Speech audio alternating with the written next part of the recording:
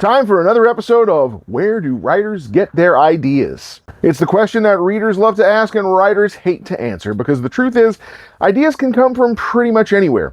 You can't predict them. You can't prepare for them. All you can do is be on the lookout for them and try to snare them with your metaphorical butterfly net when they come by. And sometimes the idea that comes along is, what if I took someone else's idea and played around with it? I don't mean plagiarism, of course. It's more like fanfic that goes completely out of control. George R.R. Martin's A Song of Ice and Fire, for example, is at least partially based on him thinking about J.R.R. Tolkien's Lord of the Rings and asking the question of whether Aragorn would actually be a good king just because he's a good man. What if a good man was a bad king? What if a bad man was a good king? What if you could finish writing your story before the TV show catches up to where you left off and they have to finish it based on some notes that you scribble on the back of a napkin? I mean, it's a simple enough question. Buffy the Vampire Slayer is based on taking the kind of girl who's usually the victim in horror movies and making her the hero. Seth MacFarlane's The Orville is basically MacFarlane saying, well, if Paramount's not going to make a Star Trek series the way that I like, I'll just do it myself, with blackjack and hookers.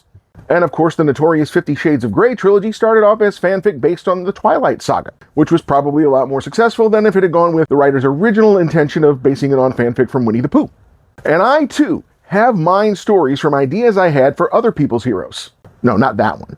DC and Marvel Comics are currently experiencing a lot of success with their respective Absolute and Ultimate Comics lines. And although the execution of both of them is very different, they're both based on the same core concept of taking their classic characters and reinventing them from the ground up.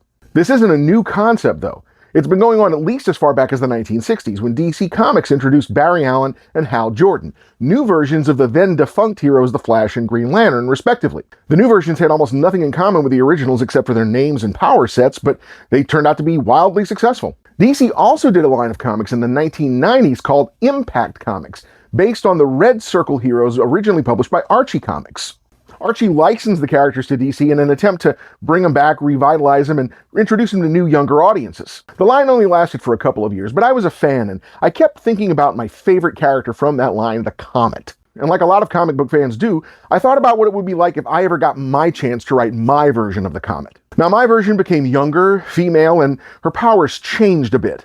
What's more, she was no longer a single character, but part of a larger galactic community, kind of like the Green Lantern Corps, only with a very different mission that was something that neither Archie nor DC had ever done. Now, I've never worked for Archie Comics, although if they're listening, I am available. I loved the ideas I had for my version of the Comet, and I held on to them for a very long time, until eventually they were reworked into Shooting Star, alias Carmelita Vargas, the characters whose secret identity reveal ruins the life of her teenage daughter Andy and starts off the events of the Little Stars trilogy, which begins right here in Volume 1, Twinkle Twinkle.